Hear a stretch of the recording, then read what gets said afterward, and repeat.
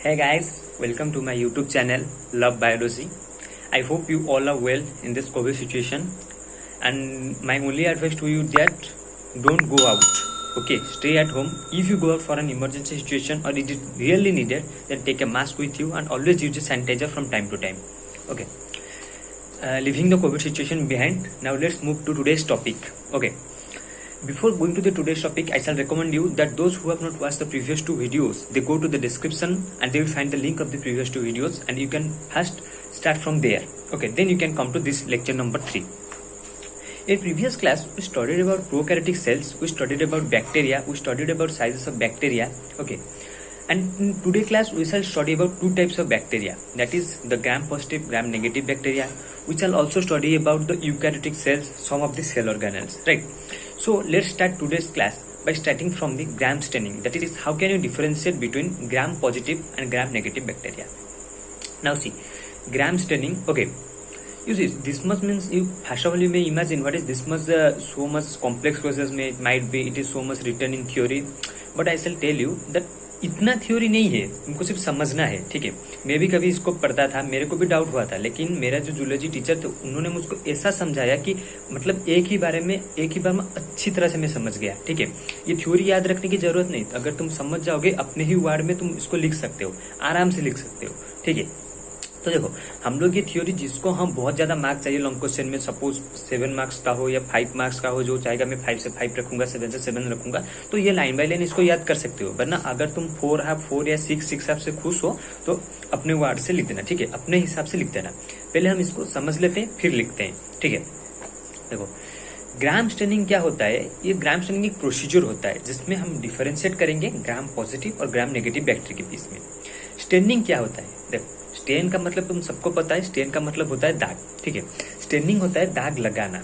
ठीक है, तो स्टेनिंग हम ये ग्राम स्टेनिंग प्रोसीजर में 3 स्टेप्स होते हैं. ठीक है, पहला हम उसको वायोलेट डाई यूज करेंगे, फिर उसको डिकलराइज करेंगे, फिर इसको एक काउंटर स्टेन ऐड करेंगे. ठीक है, ये 3 स्टेप यूज रखना. पहले उसको हम डाइंग करेंगे. ठीक है, DYING जो कलर देंगे. ठीक है, फिर उसमें डिकलराइजर ऐड करेंगे, कलर निकालेंगे, फिर उसमें काउंटर स्टेन ऐड करेंगे. ठीक है, ये 3 स्टेप है. पहले जो हम स्टेन करेंगे, जो कलर देंगे, वो हम यूज करेंगे क्या, क्रिस्टल वायोलेट डाई. ठीक है, ये जो क्रिस्टल वायोलेट डाई है ये वाटर सोल्यूबल है और उसके साथ हम मिलाएंगे ग्राम आयोडीन सोल्यूशन. ओके, जो आयोडाइड हो सकता है, पोटेशियम आयोडाइड भी हो सकता है. बस इतना याद रखना, ये crystal violet dye water soluble है, ये सेल के अंदर जा सकता है, लेकिन ये जो ग्राम आयोडीन सोल्यूशन है ये जो मिक्स होता है क्रिस्टल वायोलेट डाई से, ये इनसोल्यूबल हो जाता है वाटर में. ठीक है, खाली क्रिस्टल वायोलेट है, only crystal violet dye is water soluble, but when mixed with Gram iodine solution it is water insoluble. Okay, पहले तो हमने ये फर्स्ट प्रोसेस कंप्लीट हो गया. फिर हम क्या करेंगे, अभी डीकलराइजर ऐड करेंगे. डीकलराइजर क्या होता है, जो कलर निकाल देता है. ठीक है, सफेद बना देता है कुछ कलर को. डीकलराइजर क्या होता है, इथेनॉल को हम यूज कर सकते हैं, इथाइल अल्कोहल जो है, एसीटोन को भी हम यूज कर सकते हैं. ठीक है, जब हम उस सेल मास के ऊपर, वो जो हमने सेलुलर मास थोड़ा सा लिया होगा, जब एक स्लाइड के ऊपर जब हम उस पर डालेंगे डीकलराइजर, तो क्या होगा, वो डिहाइड्रेट कर देगा. ठीक है, पानी निकाल देगा सेलुलर मास से, सारे सेल वॉल से पानी निकाल देगा. ठीक है, और उसमें क्या होगा, पेप्टिडोग्लाइकन का एक सेल वॉल जो हमारा होता है ग्राम पॉजिटिव और ग्राम नेगेटिव बैक्टीरिया के चारों तरफ. ठीक है, उसको निकाल के वो क्या कर देगा, उसको छोटा कर देगा, श्रिंक कर देगा और बहुत ही टाइट और रफ कर देगा. देखो एग्जाम्पल तुम ले लो, शायद मैं तुमको बोल रहा हूँ अंगूर का एग्जाम्पल ले लो. ठीक है, ग्रेप्स, और तुम जो खाते हो किशमिश, ड्राइड ग्रेप्स, जब हम उसको सुखा देते हैं, जब उसमें से पानी निकल जाता है, डिहाइड्रेट हो जाता है, तो उसका साइज छोटा हो जाता है, पतला हो जाता है और हार्ड भी हो जाता है. उसी तरह जब हम डीकलराइजर यहाँ पर ऐड कर दिए, वो जो इथेनॉल हमने ऐड किया वो क्या किया, डिहाइड्रेट कर दिया सेल को पेप्टिडोग्लाइकन सेल वॉल से, और उस जो पेप्टिडोग्लाइकन का जो लेयर होता है उसको श्रिंक कर दिया और टाइट कर दिया. ठीक है, जब टाइट और श्रिंक कर दिया, जो क्रिस्टल वायोलेट जो आयोडीन कॉम्प्लेक्स हमने जो लिया था उसका जो बड़ा बड़ा मोलिकुल्स है वो तो अंदर नहीं जा पाएगा, क्योंकि ग्राम पॉजिटिव में मोटा सा पेप्टिडोग्लाइकन सेल वॉल है, इसीलिए वो वहां पर ट्रैप हो जाएगा. ठीक है, और ग्राम नेगेटिव में बहुत पतला पेप्टिडोग्लाइकन सेल वॉल है, इसलिए उसके ऊपर एक लेयर बना लेगा. ठीक है, ये डिफरेंस याद रखो. देखो ग्राम पॉजिटिव बैक्टीरिया में मोटा पेप्टिडोग्लाइकन सेल वॉल है, ग्राम नेगेटिव बैक्टीरिया में पतला पेप्टिडोग्लाइकन सेल वॉल है. ठीक है, इसीलिए ये जो हम ऐड करेंगे डीकलराइजर, ये क्या करेगा, वो जो क्रिस्टल वायोलेट कॉम्प्लेक्स जो ग्राम पॉजिटिव में ट्रैप हो जाएगा उस पर कोई इफेक्ट नहीं रहेगा. ठीक है, वो डीकलराइज का ऐड करने के बाद वही वायोलेट का वायोलेट ही रहेगा. लेकिन ग्राम नेगेटिव बैक्टीरिया के ऊपर वो जो लेयर बना होगा उसको क्या करेगा, डिकलराइज करके व्हाइट कर देगा, ठीक है, और कलर लॉस्ट हो जाएगा, ठीक है। जब हमने डिकलराइज ऐड किया, डिफरेंस कैसे पता चला, ग्राम पॉजिटिव बैक्टीरिया वही सेम वायलेट कलर का रहेगा, लेकिन ग्राम नेगेटिव बैक्टीरिया अपना कलर लॉस्ट करके व्हाइट हो जाएगा। ये गया सेकंड प्रोसेस। फिर थर्ड प्रोसेस में हम क्या यूज करेंगे, काउंटर स्टेन यूज करेंगे, ठीक है। काउंटर स्टेन कौन सा यूज करेंगे, साफ्रानिन, वो भी वाटर सोल्यूबल है, ठीक है, साफ्रानिन याद रखना, नेम याद रखना, साफ्रानिन, ठीक है। ये शॉर्ट क्वेश्चन आ जाते हैं एग्जाम में। इसको हम जब ऐड करेंगे उस सेलुलर मास में, जो तो वायलेट कलर है वो वायलेट कलर रहेगा ही, रेड कलर का उसका कोई इफेक्ट नहीं होगा, साफ्रानिन का कोई इफेक्ट नहीं होगा, लेकिन जो ग्राम नेगेटिव बैक्टीरिया है जो व्हाइट कलर का हो गया उस पर इफेक्ट होगा, वो व्हाइट कलर रेड हो जाएगा, ठीक है। क्योंकि साफ्रानिन क्रिस्टल वायलेट से भी लाइटर होता है, तो सेल पल के अंदर आराम से जा सकता है, ठीक है। और पर्पल कलर है, इसको ये ग्राम पॉजिटिव सेल में कोई इफेक्ट ही नहीं देगा, ठीक है। लेकिन इधर जो ग्राम नेगेटिव है उसको ये रेड कलर का कर देगा, ठीक है। इसको हम एक अच्छी तरह से, मैं तुमको एक डायग्राम दिखाता हूँ, डायग्राम में तुम अच्छी तरह से समझ जाओगे। ये देखो, ये सेलुलर मास हमने लिया था स्लाइड के ऊपर, क्रिस्टल वायलेट डाला, सारे पर्पल हो गए। फिर आयोडीन लिया था, आयोडीन जो कॉम्प्लेक्स हमने ऐड किया था उसको ऐड किया तो सारे पर्पल के पर्पल ही रहे, ठीक है। लेकिन उसके बाद जब हमने डिकलराइजर अल्कोहल को ऐड किया तो जो ग्राम पॉजिटिव है वो तो पर्पल का रह गए, लेकिन ग्राम नेगेटिव कलरलेस हो गए, क्योंकि हमने एक डिकलराइजर ऐड किया था। फिर जब हमने साफ्रानिन को यूज किया, वो जो डिकलराइज जो ग्राम नेगेटिव बैक्टीरिया हुए थे वो सब रेड हो गए, ग्राम पॉजिटिव पर्पल हो गए। अगर तुम्हें डायग्राम को अच्छे से याद कर लोगे ना तो तुम्हें इतना थ्योरी याद करने की जरूरत नहीं, इस डायग्राम को याद कर लोगे, अपने वर्ड से लिख लेना, ठीक है। अब चलो नेक्स्ट टॉपिक पे जाते हैं, difference between gram positive and gram negative bacteria. Gram positive ये तो मतलब याद रखने की चीज है, ठीक है। ग्राम पॉजिटिव में single layer smooth cell wall होता है, ग्राम नेगेटिव में डबल लेयर होता है। ग्राम पॉजिटिव का जो पेप्टिडोग्लाइकन लेयर होता है वो मोटा होता है, इसीलिए ये जो ट्रैप हो जाता है, मैंने तुम्हें बोला। ग्राम नेगेटिव का पतला लेयर होता है पेप्टिडोग्लाइकन लेयर। ग्राम पॉजिटिव में टेक्विक एसिड प्रेजेंट होता है, ग्राम नेगेटिव में टेक्विक एसिड एब्सेंट होता है। ग्राम पॉजिटिव में पोरेंस एब्सेंट होता है, लेकिन ग्राम नेगेटिव में पोरेंस प्रेजेंट होते हैं, ठीक है। और इधर एक बेसिक डिफरेंस है, Gram positive retains crystal violet colour. Crystal violet colour जो होता है वो ग्राम पॉजिटिव रिटेन कर लेता है, लेकिन ग्राम नेगेटिव वो कलर रिटेन नहीं कर पाता, ठीक है। ग्राम पॉजिटिव का एग्जांपल होता है स्टाफिलोकोकस, स्ट्रेप्टोकोकस, और ग्राम नेगेटिव का साल्मोनेला, ठीक है। अब हम चलो नेक्स्ट पर चलते हैं, यूकैरियोटिक सेल्स। देखो, अब तक हमने जो भी पढ़ा सब प्रोकैरियोटिक सेल्स के बारे में पढ़ा, ग्राम स्टेनिंग तक, gram positive bacteria, gram negative bacteria तक हमने सिर्फ प्रोकैरियोटिक सेल्स के बारे में पढ़ा। प्रोकैरियोटिक और यूकैरियोटिक सेल्स में एक बेसिक डिफरेंस है कि प्रोकैरियोटिक सेल में मेम्ब्रेन नहीं होता। कौन सा मेम्ब्रेन? न्यूक्लियर मेम्ब्रेन एब्सेंट होता है, लेकिन यूकैरियोटिक सेल्स में न्यूक्लियर मेम्ब्रेन प्रेजेंट होता है। There is a organised nucleus with a nuclear membrane in eukaryotic cell, ठीक है। ये उसका पहला पॉइंट। दूसरा पॉइंट है, यूकैरियोटिक सेल में जो साइटोप्लाज्म होता है हमारा, उसका एक एक्सटेंसिव कंपार्टमेंटलाइजेशन हो जाता है। उसका मतलब क्या है, जो हम देखो कंपार्टमेंट तुमको याद होगा, जब बच्चे थे ट्रेन से जा रहे थे तो मम्मी पापा बोल रहे होंगे यार ट्रेन का ये कंपार्टमेंट हमारा है या फिर ये बग्गी हमारा है। कंपार्टमेंट मतलब एक बड़े चीज को छोटे छोटे पार्ट में डिवाइड कर देना, हर पार्ट को हम कंपार्टमेंट बोल सकते हैं। इस cytoplasm it covers it is semi fluid matrix and it covers most part of this cell, okay. तो जो सेल ऑर्गेनेल्स होते हैं वो तो साइटोप्लाज्म में डिस्ट्रीब्यूट होकर रहेंगे, और हर एक सेल ऑर्गेनेल एक छोटा छोटा पार्ट ऑक्युपाई करेगा। तो क्या होता है, इससे सेल का हम अलग अलग डिवाइड कर सकते हैं कि ये पार्ट इसका है, ये पार्ट इसका है, ठीक है। इसीलिए साइटोप्लाज्म का एक्सटेंसिव कंपार्टमेंटलाइजेशन हो जाता है। और यूकैरियोटिक सेल्स का साइटोस्केलेटल स्ट्रक्चर भी बहुत कॉम्प्लेक्स होता है, लोकोमोटोरिक से मूवमेंट करते हैं। यूकैरियोटिक सेल में genetic material is organised into chromosomes, लेकिन प्रोकैरियोटिक सेल्स में जेनेटिक मटेरियल क्या था, नेकेड था। इधर यूकैरियोटिक सेल्स में genetic material is organised into chromosomes, और eukaryotic cells are not identical. उसी तरह सारे प्रोकैरियोटिक सेल्स आइडेंटिकल थे, लेकिन सिवाय एक के, कौन सा, mycoplasma, the smallest living cell mycoplasma, उसका जो है उसमें सेल वॉल प्रेजेंट नहीं होता है। सारे प्रोकैरियोटिक सेल में सेल वॉल प्रेजेंट थे, लेकिन उसमें सेल वॉल प्रेजेंट नहीं थे। यह है माइकोप्लाज्मा, जो कि एक्सेप्शन था प्रोकैरियोटिक सेल में। उसी तरह यूकैरियोटिक सेल में भी सारे यूकैरियोटिक सेल्स आइडेंटिकल नहीं होते, ठीक है। अगर आइडेंटिकल नहीं होते, उनके अंदर डिफरेंस क्या होता है, क्या क्या सिमिलरिटीज होता है, उससे हम अब देखेंगे प्लांट सेल और एनिमल सेल के डिफरेंस के बारे में।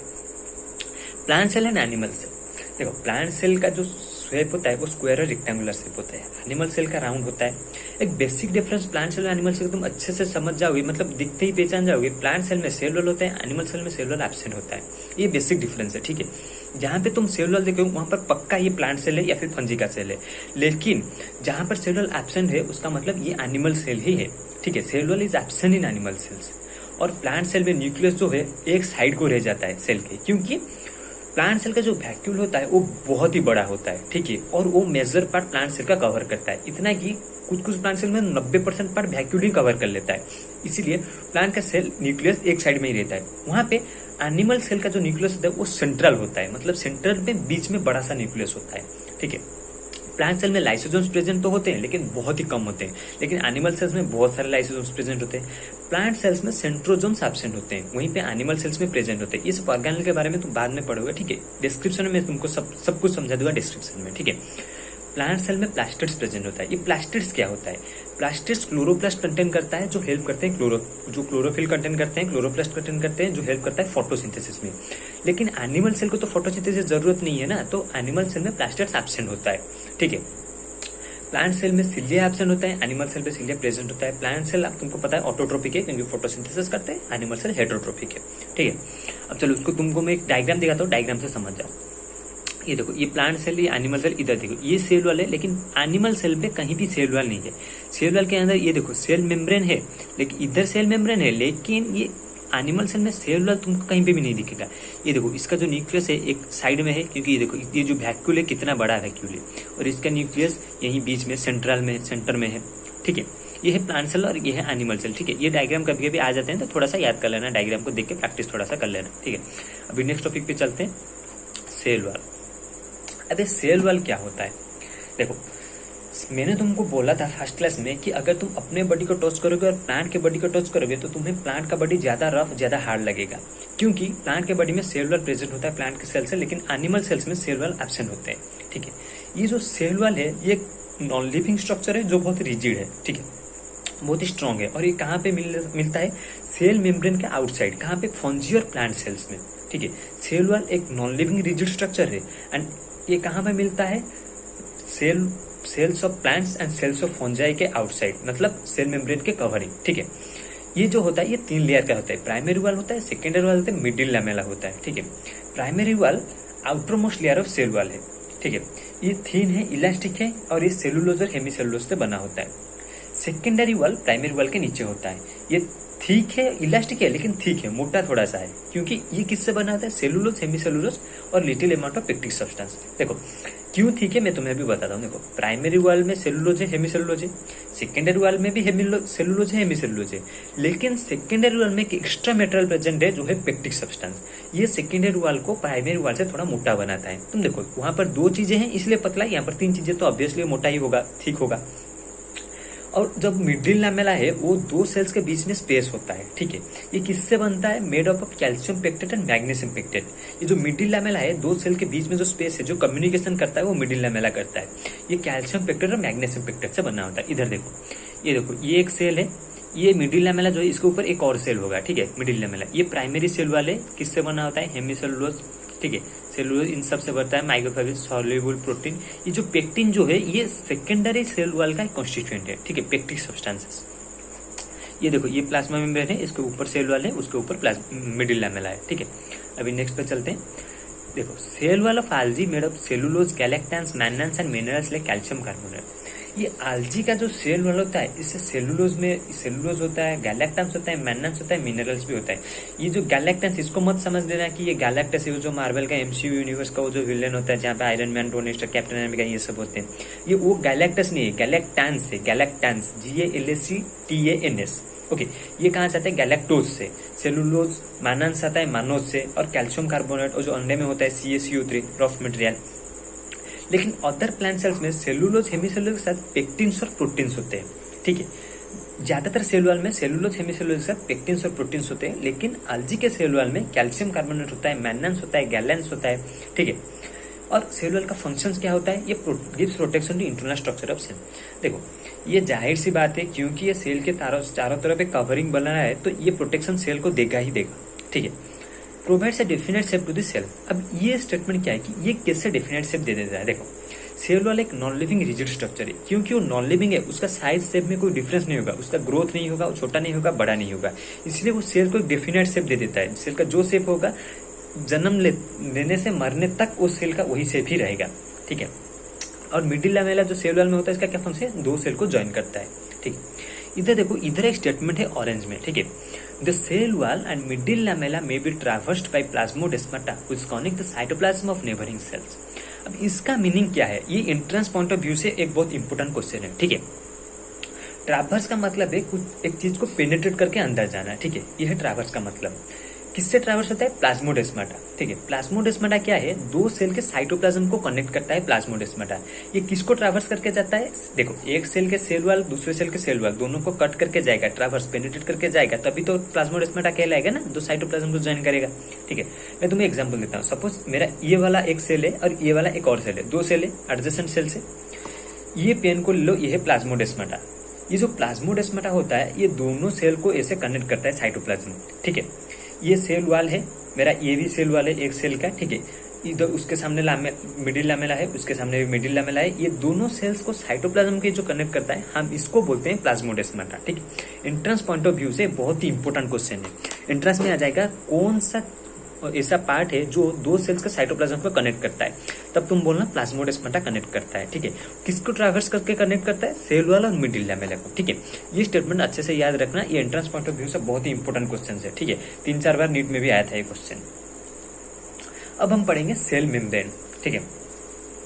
सेल वॉल के नीचे एक पतला सा मेम्ब्रेन होता है जिसको हम बोलते हैं सेल मेम्ब्रेन और प्लाज्मा मेम्ब्रेन, ठीक है। ये किससे बनता है, लिपिड्स और प्रोटीन से। लेकिन सेल वॉल किससे बनता है, सेलुलोज, हेमिसेलुलोज, पेक्टिन्स, इन सब से। लेकिन सेल मेम्ब्रेन जो होता है वो लिपिड्स और प्रोटीन से बना होता है, ठीक है। देखो जैसे हम लोग केमिस्ट्री में पढ़े थे, जब एटम का पहली बार डिस्कवरी हुआ था, उसके एटम के अंदर क्या क्या है, कैसे है, उस सब को मतलब कितने सारे मॉडल आए थे, Rutherford model, Thomson's model, Niels Bohr model. उसी तरह सेल मेम्ब्रेन का कॉन्स्टिट्यूएंट क्या है, उसका क्या फंक्शन है, उसके अंदर भी बहुत सारे मॉडल्स आए थे। लेकिन जो फ्लूइड मोजाइक मॉडल है जो सिंगर और निकलसन दिए थे 1972 में, वो मॉडल सबसे फेमस और सबसे करेक्ट मॉडल है आज तक, ठीक है। उन्होंने क्या बोला था कि ये जो फ्लूइड मोजाइक है, देखो इस स्टेटमेंट को याद करना, according to them the quasi fluid nature of lipid enables lateral movement of proteins within the overall bilayer. This ability to move within the membrane is measured as fluidity. They describe cell membrane as a 2D liquid. देखो ये statement मैं तुमको समझाता हूँ। Quasi fluid क्या होता है, half fluid half solid quasi fluid होता है। ये किसका नेचर होता है, लिपिड मतलब जो फैट मॉलिक्यूल्स प्रेजेंट होते हैं सेल मेम्ब्रेन में, ठीक है। ये क्या करता है, प्रोटीन जो प्रेजेंट होते हैं उसके लैटरल मूवमेंट को हेल्प करते हैं। लैटरल मतलब साइड वाइज मूवमेंट, ठीक है। किससे, बाइलेयर, एक जो ओवरऑल बाइलेयर होता है, बाइलेयर जो सेल का जो लिपिड का जो बाइलेयर होता है, फॉस्फोलिपिड जो सेल मेम्ब्रेन का कॉन्स्टिट्यूएंट होता है, उसमें क्या होता है, प्रोटीन्स आराम से मूव कर सकते हैं लैटरल साइड वाइज, ठीक है। इसको हम क्या नाम देते हैं, फ्लूइडिटी नाम देते हैं। और उन्होंने ये भी बोला है कि सेल मेम्ब्रेन एक 2D लिक्विड है, 3D नहीं, एक 2D लिक्विड है सेल मेम्ब्रेन। उसका एक क्वासी फ्लूइड नेचर होता है, जो लिपिड्स का नेचर होता है क्वासी फ्लूइड नेचर, वो क्या करता है, प्रोटीन्स को हेल्प करता है साइड वाइज मूवमेंट करने के लिए। कहाँ पर, बाइलेयर के ऊपर, फॉस्फोलिपिड बाइलेयर में प्रोटीन्स का हेल्प करता है लैटरल मूवमेंट के लिए, ठीक है। अब देखो फ्लूइड मोजाइक मॉडल का उसका डायग्राम देखो, समझ जाओगे। ये देखो, ये है फ्लूइड मोजाइक मॉडल, ये है देखो बाइलेयर, फॉस्फोलिपिड बाइलेयर, ये दोनों बाइलेयर है। ये है इंटीग्रल प्रोटीन, पेरिफेरल। ये जो प्रोटीन है ये आराम से साइड वाइज मूवमेंट कर सकता है, ठीक है। इसको हम क्या नाम देंगे, फ्लूइडिटी, ठीक है। इसको हम बोलते हैं फ्लूइडिटी, ये जो प्रोटीन्स को हेल्प करता है साइड वाइज मूवमेंट करने के लिए, ठीक है। ये देखो फॉस्फोलिपिड बाइलेयर है, प्रोटीन है, शुगर है, कोलेस्ट्रॉल है, इसको हम टोटल फ्लूइड मोजाइक मॉडल बोलते हैं, ठीक है। चलो नेक्स्ट चलते हैं, कॉन्स्टिट्यूएंट्स ऑफ सेल मेम्ब्रेन। अब सेल मेम्ब्रेन में क्या क्या है, ठीक है। Cell membrane is mainly composed of lipids and proteins. The major lipids are phospholipids arranged in a bilayer. ये तो तभी तुमने देखा, फॉस्फोलिपिड का एक बाइलेयर होता है। सेल मेम्ब्रेन में क्या होता है, लिपिड्स प्रेजेंट होता है और प्रोटीन्स प्रेजेंट होता है, सेल मेम्ब्रेन का जो कॉन्स्टिट्यूएंट है, ठीक है। जो लिपिड्स होता है वो एक फॉस्फोलिपिड बाइलेयर में होता है, ठीक है। जो लिपिड्स जो अरेंज्ड होते हैं, मतलब देखो लिपिड्स का भी कुछ अरेंजमेंट होगा ना, अगर कुछ चीज मतलब उसमें कॉन्स्टिट्यूएंट है, उसमें भी मतलब कुछ थ्योरी होगा कैसे वो अरेंज होके रहेंगे, ठीक है। तो कैसे अरेंज होते हैं लिपिड्स, उनका जो पोलर हेड है वो आउटसाइड ऑफ दिस सेल, मतलब टुवर्ड्स द सेल वॉल रहता है, ठीक है। और जो हाइड्रोफोबिक जो टेल है वो सेल के अंदर रहता है। मतलब देखो सपोज मैं तुमको बोलता हूँ, सपोज ये है एक लिपिड मॉलिक्यूल, ठीक है। इसका है, अब ये है सेल सपोज, ठीक है। सेल के अंदर जो पार्ट है वो उसका हाइड्रोफोबिक टेल है, लेकिन सेल के बाहर जो पार्ट है वो है पोलर पार्ट। पोलर पार्ट क्यों बाहर है, हाइड्रोफोबिक क्यों अंदर है, इसका एक एक्सप्लेनेशन है। देखो अगर हाइड्रोफोबिक पार्ट बाहर रह गया, हाइड्रोफोबिक मतलब वो वाटर को रिपेल करता है, तो अगर वो वाटर को रिपेल करेगा तो सेल के अंदर वाटर नहीं आ पाएगा। सेल के अंदर वाटर नहीं आ पाएगा, तुमको तो पता है water is basic need of all the life, ठीक है। वाटर नहीं आएगा तो कैसे सेल अपना काम कैसे करेगा, अपना फंक्शंस कैसे मेंटेन करेगा, कैसे जिंदा रहेगा। इसीलिए पोलर हेड जो होता है वो बाहर रहता है ताकि वो वाटर को अंदर ला सके, ठीक है। और ये जो हाइड्रोफोबिक लेयर ये इनर रहता है, ठीक है। और जो सेल मेम्ब्रेन जो होता है ये प्रोटीन और कार्बोहाइड्रेट से बना होता है, ठीक है। ह्यूमन बींग्स में जो सेल मेम्ब्रेन जो एरिथ्रोसाइट का होता है, रेड ब्लड सेल्स, उसमें 52% प्रोटीन होता है, 40% लिपिड होता है। देखो सेल का, देखो मैंने क्या बोला, सारे यूकेरियोटिक सेल्स सेम नहीं होते। उसी तरह यूकेरियोटिक सेल्स के जो मेम्ब्रेन होते हैं वो भी सेम कॉन्स्टिट्यूएंट से नहीं बने होते। जैसे कि देखो आरबीसी में 52% प्रोटीन 40% लिपिड थे, लेकिन किसी और सेल में, कोई और यूकेरियोटिक सेल में वहां पे 30% लिपिड और 72% 62% हो सकता है प्रोटीन, ठीक है। मतलब उसका कॉन्स्टिट्यूएंट भी बहुत वेराई करता है, उसी तरह सेल्स इसीलिए वेराई करते हैं, ठीक है। और देखो ये तो गया लिपिड के बारे में कि लिपिड कैसे अरेंज होता है, लिपिड मतलब क्या करता है, ठीक है। लेकिन जो प्रोटीन्स होते हैं उसमें जो बायलैटरल मूवमेंट जो करते हैं, ठीक है, वो प्रोटीन्स दो तरह के होते हैं। एक होता है इंटीग्रल प्रोटीन्स, एक होता है पेरिफेरल प्रोटीन्स। इंटीग्रल प्रोटीन्स जो होता है वो सेल मेम्ब्रेन के अंदर एम्बेडेड होता है, फुल्ली या हाफली, कुछ पार्ट उसका बाहर निकला होता है, ठीक है। लेकिन पेरिफेरल प्रोटीन जो है वो सेल मेम्ब्रेन के सरफेस के ऊपर रहता है, ठीक है। पेरिफेरल मतलब सरफेस, इंटीग्रल मतलब अंदर, ये याद रहे। इंटीग्रल इन, इनसाइड तुमको याद है, इनसाइड इन में ये इंटीग्रल इन, ठीक है। मतलब ये सेल मेम्ब्रेन के अंदर रहेगा और पेरिफेरल मीन्स वो ऊपर रहेगा, ठीक है। चलो नेक्स्ट चलते हैं, फंक्शंस ऑफ सेल मेम्ब्रेन। अब सेल मेम्ब्रेन का फंक्शन क्या है, ठीक है। Presence of a number of pores on the surface of cell membrane facilitate transport. देखो सेल मेम्ब्रेन में बहुत बहुत न्यूमरस, ठीक है, न्यूमरस छोटे छोटे पोर्स होते हैं, ठीक है। तो वो क्या करते हैं, सरफेस में ट्रांसपोर्ट फैसिलिटेट करते हैं, मतलब वाटर या फिर मॉलिक्यूल्स वो सब ट्रांसपोर्ट हो सकते हैं, ठीक है। वो फैसिलिटेट करते हैं ट्रांसपोर्ट को। ये स्ट्रक्चर ऑफ द सेल को प्रोटेक्शन प्रोवाइड करता है, ठीक है। मतलब सेल मेम्ब्रेन क्योंकि आउटर कवरिंग है तो सेल को तो प्रोटेक्शन प्रोवाइड करेगा ही, ठीक है। और and it provides a fixed environment inside the cell. अब ये देखो ये जो पॉइंट है इसको अच्छी तरह से समझो। देखो अगर तुम्हारे जो सेल है उसके अंदर अगर ज्यादा पानी चला गया या फिर ज्यादा पानी बाहर निकल आया, ठीक है, तो यह सेल या तो कोलैप्स हो जाएगा, जो छोटा हो जाएगा जब पानी निकल आएगा, या फिर अगर ज्यादा पानी चला गया तो फट जाएगा, ठीक है। इसीलिए ये जो सेल मेम्ब्रेन इसका फंक्शन है, ये फिक्स्ड एनवायरनमेंट को मेंटेन करता है। कैसे? क्योंकि सेल मेम्ब्रेन सिलेक्टिवली परमिएबल है, वो कुछ ही चीजों को अंदर आने देता है और कुछ ही चीजों को बाहर जाने देता है जितना जरूरत होता है, ठीक है। इसी तरह से ये एक फिक्स्ड एनवायरनमेंट मेंटेन करता है ताकि सेल जिंदा रहे, ठीक है। और ये जो ट्रांसपोर्ट जो सब ट्रांसपोर्ट होता है सेल मेम्ब्रेन के थ्रू, ये दो तरह से होता है। एक होता है पैसिव ट्रांसपोर्ट, एक होता है एक्टिव ट्रांसपोर्ट, ठीक है। पहले मैं तुम्हें एक साइकिल का एग्जाम्पल लेके तुमको समझाता हूँ। तुम साइकिल चला रहे हो, जिस तरफ से ऊन चल रहा है अगर तुम उसी तरफ साइकिल चला के जाओगे तो तुम्हें आसानी होगी साइकिल चलाने में, ठीक है। मतलब तुम्हें ऊन का भी प्रेशर पीछे से पड़ेगा, तुम साइकिल पेडलिंग कर रहे हो, तुम आराम से चले जाओगे। लेकिन अगर ऊन के अपोजिट डायरेक्शन में तुमने साइकिल चला के आया तो क्या तुम्हें ज्यादा प्रेशर लगाना पड़ेगा, ज्यादा फोर्स लगाना पड़ेगा अपने पेडल के ऊपर ताकि साइकिल अच्छी तरह से चले, जोर से चले। उसी तरह ये पैसिव ट्रांसपोर्ट और एक्टिव ट्रांसपोर्ट भी वही है। पैसिव ट्रांसपोर्ट में कोई एनर्जी यूज नहीं होता, एक्टिव ट्रांसपोर्ट में एनर्जी चाहिए, ठीक है। पैसिव ट्रांसपोर्ट में मोलेकुल्स जो होते हैं, आयंस जो होते हैं, मेम्ब्रेन के थ्रू बिना किसी एनर्जी के आर पार चले आते हैं, ठीक है। मतलब बिना कोई भी एनर्जी उनको नहीं चाहिए। न्यूट्रल सॉल्यूट्स जो होते हैं, मतलब आयंस है, न्यूट्रल सॉल्यूट्स, ना Na+ ना Cl-, जो न्यूट्रल है, सिर्फ Na और Cl। न्यूट्रल सॉल्यूट्स जो होते हैं मेम्ब्रेन के आसपास सिंपल डिफ्यूजन से पास कर सकते हैं। अब ये सिंपल डिफ्यूजन क्या है? एक हाई कंसंट्रेटेड एरिया से लो कंसंट्रेटेड एरिया को जब कुछ चीजें जाता है उसको हम डिफ्यूजन बोलते हैं, ठीक है। मतलब देखो एक जगह पे ज्यादा पानी है, वो पानी फ्लो होकर एक छोटे से जगह पे आ जाएगा जहां पर पानी कम है, वो होता है डिफ्यूजन, ठीक है। हाई कंसंट्रेशन से लो कंसंट्रेशन जब जाएंगे उसको हम डिफ्यूजन बोलेंगे। और वाटर जब डिफ्यूजन के प्रोसेस से आता है उसको, उस प्रोसेस को हम क्या बोलते हैं? Osmosis. Movement of water by diffusion is known as osmosis, ठीक है। ये है पैसिव ट्रांसपोर्ट जिसमें एनर्जी की बिल्कुल भी जरूरत नहीं है, एटीपी यूज ही नहीं होगा।